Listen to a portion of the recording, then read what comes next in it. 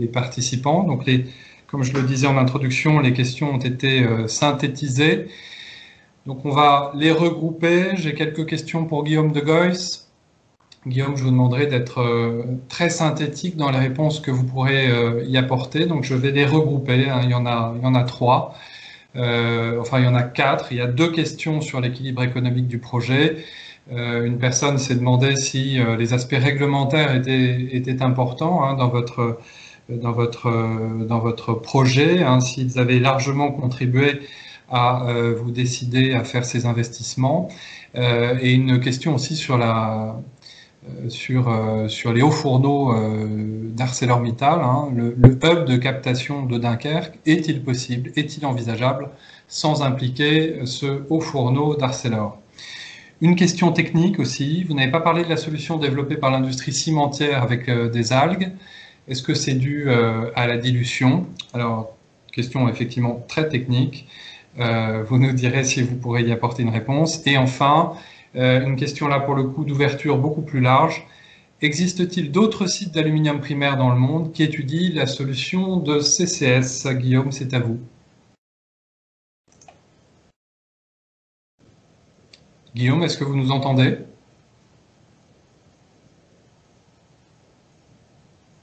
Alors, Guillaume n'est peut-être plus en ligne. En ce cas, je m'en excuse. Luc, vous voulez poser une question? Le cas échéant, au moins je peux répondre à la deuxième question en attendant que Guillaume peut-être puisse se connecter.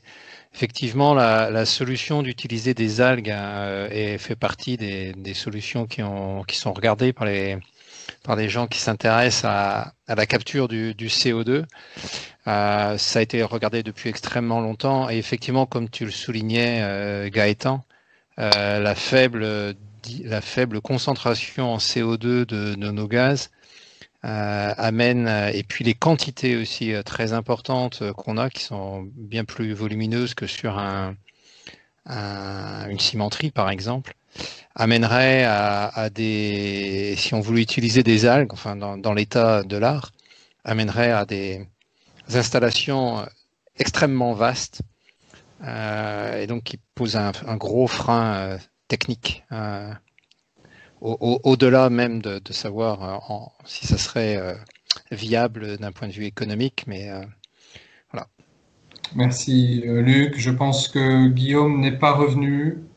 À ce moment-là, on va passer à quelques questions adressées à Vincent. Et on commence par 2 questions techniques. Alors, vous allez peut-être nous dire que c'est un secret et de recettes, mais quels sont les matériaux utilisés pour la fabrication des anodes inertes? Première question. Et deuxième, recherchez-vous un type de revêtement particulier pour éviter la corrosion et l'usure de vos anodes? Vincent, c'est à vous. Oui.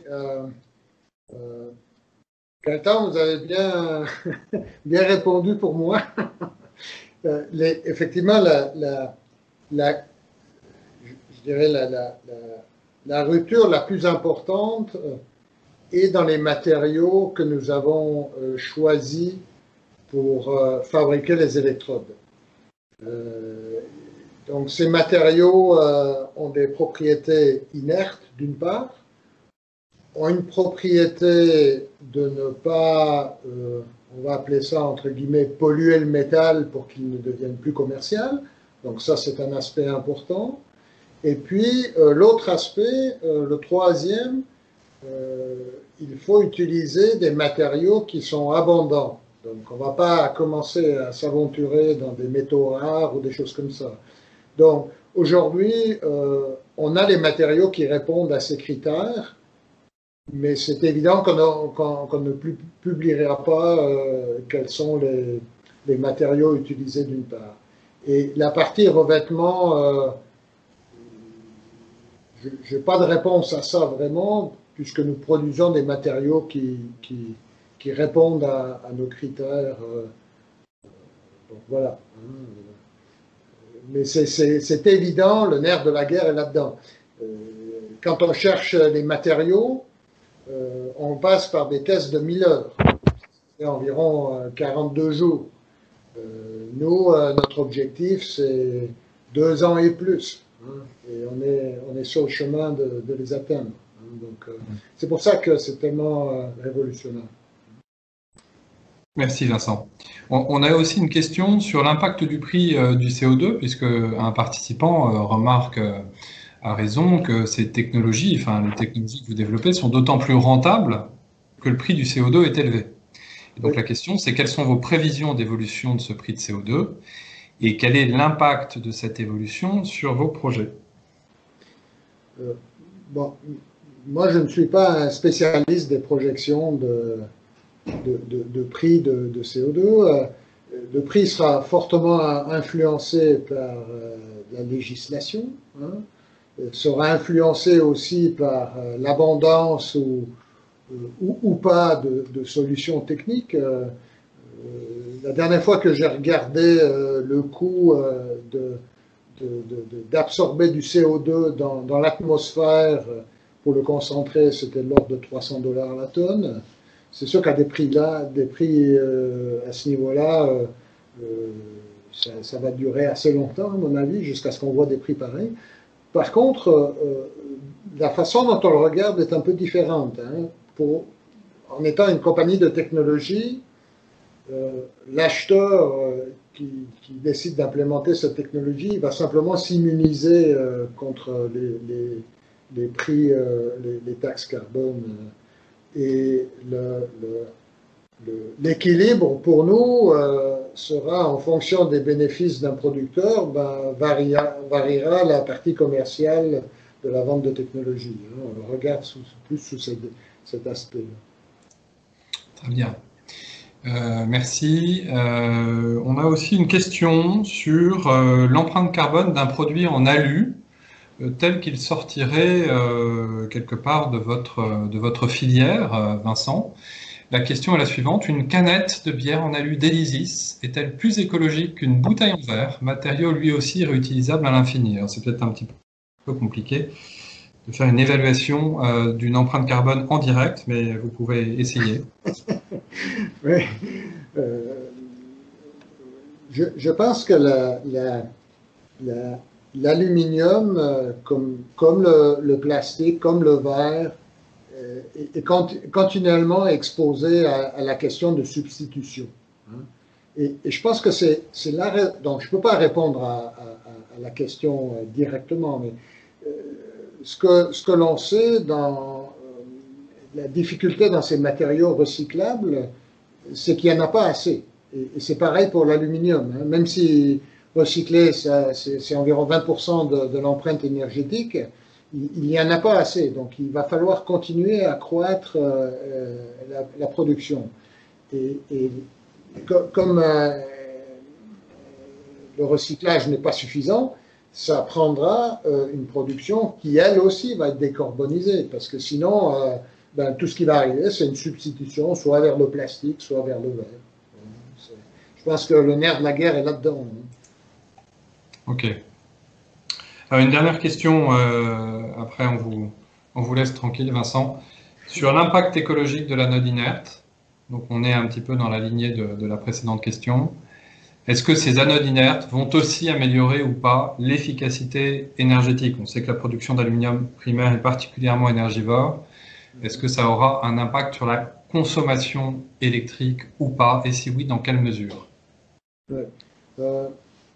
C'est une très bonne question, parce que la littérature, elle dit que ça va dans l'autre sens. Ça va dans une augmentation très forte de consommation d'énergie.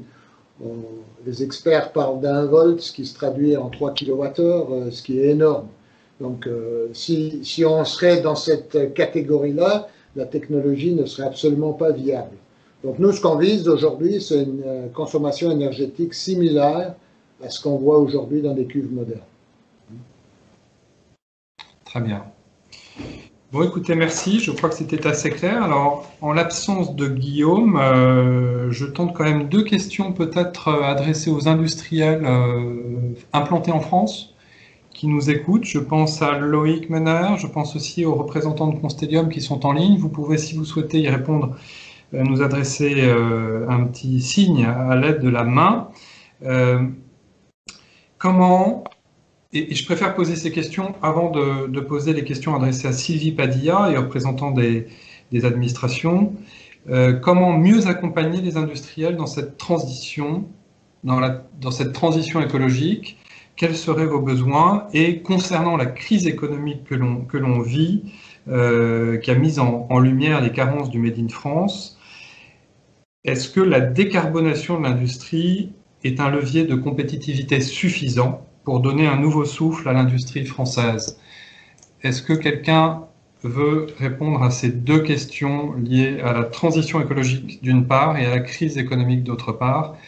Est-ce que les industries sont suffisamment accompagnées? Est-ce qu'elles ont d'autres besoins?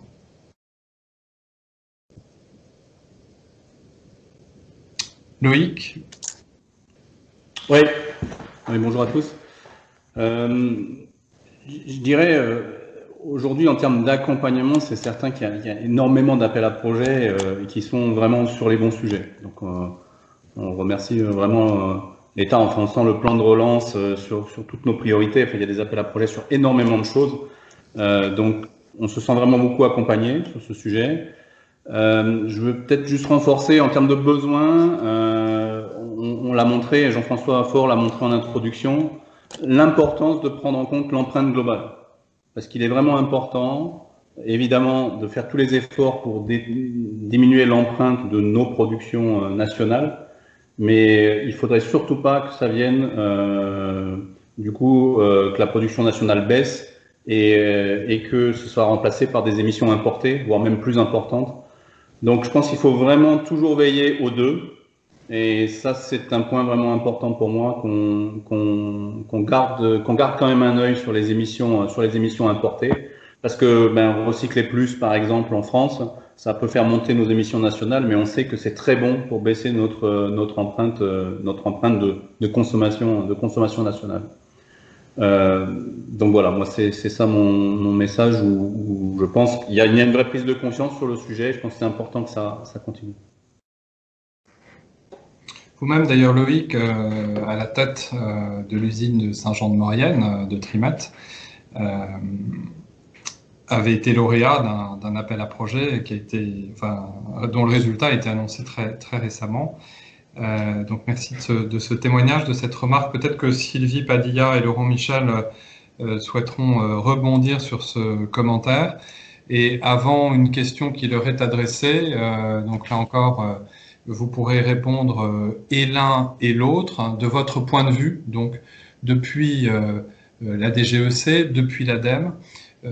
Quels sont pour vous les principaux atouts et les points faibles de l'industrie de l'aluminium française pour relever le défi de la neutralité carbone? Sylvie, est-ce que vous voulez répondre à cette question? Alors, vaste question quand même. Je pense qu'enfin, c'est clair qu'on partage le constat que là, on a quand même un sujet décarbonation de l'industrie qui est quand même beaucoup plus en tête de gondole, je dirais, que les années précédentes, et on s'en réjouit. Je pense qu'on a tous fait en sorte que ça arrive aussi, hein, côté pouvoir public, côté industriel. Je dirais qu'après les éléments qui ont été amenés, ça pose quand même la question, enfin un peu sur les manques. On voit quand même qu'il y a des sujets d'accès à la technologie.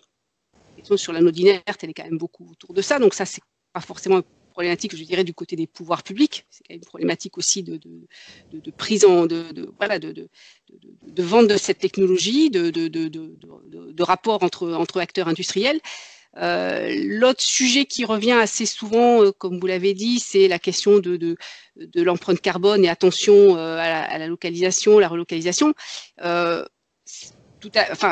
C'est un vrai sujet. Après, la question de est-ce qu'une entreprise va... Actuellement, on n'a pas vu passer de projet d'entreprise qui veulent augmenter la capacité de production. Donc, c'est toute la question, je pense, des marchés qui sont pas complètement, de mon point de vue, à la main des pouvoirs publics. Donc, il y a un sujet d'accompagner la technologie, il y a un sujet, on d'accompagner la technologie, y compris par du financement de démonstrateurs. Il y a le programme des investissements d'avenir qui a été cité. Voilà, on peut financer des démonstrateurs. L'enjeu, c'est qu'à l'issue de ces démonstrateurs, les développements se passent en France. Donc à faire, créer de l'emploi, amène à avoir des nouvelles usines. Donc la problématique finalement de l'empreinte carbone et la localisation, elle est aussi beaucoup liée à la confiance qu'ont les acteurs industriels dans le marché français ou le marché depuis la France quelque part. Donc je pense que c'est aussi une question liée aux compétences. Est-ce qu'on a les compétences, l'accompagnement des personnes pour être dans les usines. Alors on sait qu'on a aussi des atouts en termes de mix énergétique, on l'a bien dit, l'électricité carbonée, même si comme le disait Laurent Michel, attention, c'est des choses qui peuvent évoluer aussi par rapport à d'autres pays. Moi je pense qu'en fait ce que je retiens moi de la dynamique actuelle, c'est que je suis convaincue que oui, la décarbonation c'est un facteur essentiel de résilience de l'économie, de compétitivité de l'économie. Ça, pour les industries vraiment concernées par la question du carbone et de l'énergie. Et je pense que le timing actuel alors qu'on l'a fait que finalement on se retrouve à avoir des choix qui associent à la fois la question de l'industrialisation, de la politique industrielle et de la politique climatique. Voilà, on a, je dirais, un alignement des planètes quelque part qui fait que la question se pose maintenant en ces termes. Et je pense que c'est un peu tout l'enjeu de ces plans de transition sectorielle, c'est comment on arrive à cette réconciliation-là, à la faire émerger dans les discussions qu'on peut avoir, qui associent à la fois politique industrielle et politique climatique. Je pense que l'enjeu finalement, pour moi, ce qui va être vraiment l'effet, le déclencheur, alors c'est pas que pour l'aluminium, mais pour l'aluminium, il y a aussi la question peut-être plus mise en évidence sur la question de l'empreinte, mais je pense que vraiment ce qu'on peut retirer des avancées actuelles de ce débat-là, c'est vraiment la réconciliation. On fait atterrir vraiment une politique industrielle et une politique climatique. Merci Sylvie. Laurent Michel, vous voulez ajouter un complément sur cette question un peu plus politique? Pas vraiment. D'abord, c'est une question difficile de juger les atouts et inconvénients, enfin ou faiblesses d'une filière qu'on connaît mal. Mais je suis assez d'accord avec ce qu'a dit Sylvie Padia. Alors, il peut y avoir des maturités différentes selon les filières industrielles, mais moi je constate, parce qu'on a parlé ciment, on pourrait parler acier, on a la chimie, qu'il y a vraiment, à force peut-être d'avoir un peu investi dans des démonstrateurs, on commence à avoir des maturités technologiques qui peuvent permettre finalement d'investir. On a en face, et ça va durer un moment, 2021-22, le plan de relance français, le plan de relance européen, mais ça durera peut-être pas jusqu'en 2030. Et donc il y a un moment, certains diraient un momentum, c'est un terme à la mode, où je vois beaucoup de filières où les projets commencent à avancer, et c'est normal, il peut y avoir des hésitations, pas seulement sur le projet, sur la décarbonation, mais parce que c'est une équation plus globale de marchés qui stagnent, qui sont stables ou qui augmentent, de rationalisation ou pas de sites. Mais je vois aussi, et c'est pas du tout dans l'aluminium, quelques entreprises, ça fait 1 an et demi que le projet est prêt, il démarre pas. Est-ce que ils sont pas en train de perdre un temps précieux? Sachez que évidemment sur ces questions de CO2, il y aura de la concurrence européenne. Les émissions de CO2 derrière le nombre de quotas mis dans le circuit, y compris une partie de quotas gratuits, c'est lié à un benchmark. Les gens qui progresseront, ils seront près du benchmark et donc ils seront mieux placés. Et donc c'est aussi peut-être des questions d'image. Donc quand on est prêt, c'est un bon moment parce que ça peut être un facteur de différenciation, y compris vis-à-vis de la concurrence. Et on a des soutiens publics. Ça fait pas tout, mais quand on est à ces niveaux-là d'aide à l'investissement et que avec une perspective de prix du carbone, moi non plus je suis pas devin, mais il est quand même assez stable, même avec la crise Covid, entre 24 et 28 € la tonne, et avec l'ambition européenne, il devrait monter. Ça diminue les risques. Et c'est clair que des gros chimie, sidérurgie, ciment, aluminium, le ticket d'investissement, il est élevé. C'est pas on ouvre une petite agence commerciale et on peut la fermer. Quand on va sur un site, c'est gros. Mais il y a des limitations de risque quelque part là, avec aide publique et une visibilité claire sur le prix du CO2, les C2E aussi.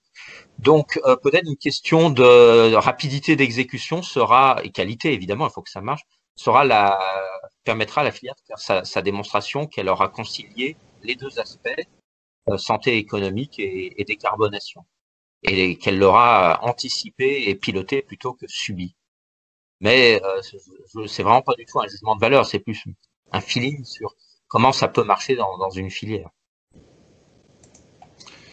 Merci beaucoup Laurent Michel. On arrive au terme de cette première conférence d'Aluminov. Il nous reste à remercier chacun des intervenants. Guillaume de Gois qui a dû nous quitter tout à l'heure pour une urgence et qui nous charge de l'excuser. Vincent Christ, merci, qui représentait aujourd'hui Elysis et l'exposé sur les anodes inertes. Sylvie Padilla de l'ADEME, merci beaucoup. Laurent Michel de la DGEC, merci de votre participation. Merci également à vous tous qui avez assisté, qui avez pris de votre temps pour nous écouter et pour échanger. On vous souhaite une très bonne soirée et on vous donne rendez-vous jeudi matin à 9 h pour la deuxième séquence d'Aluminov sur la décarbonation rendue possible par les applications de l'aluminium. Merci beaucoup et à bientôt. Au revoir.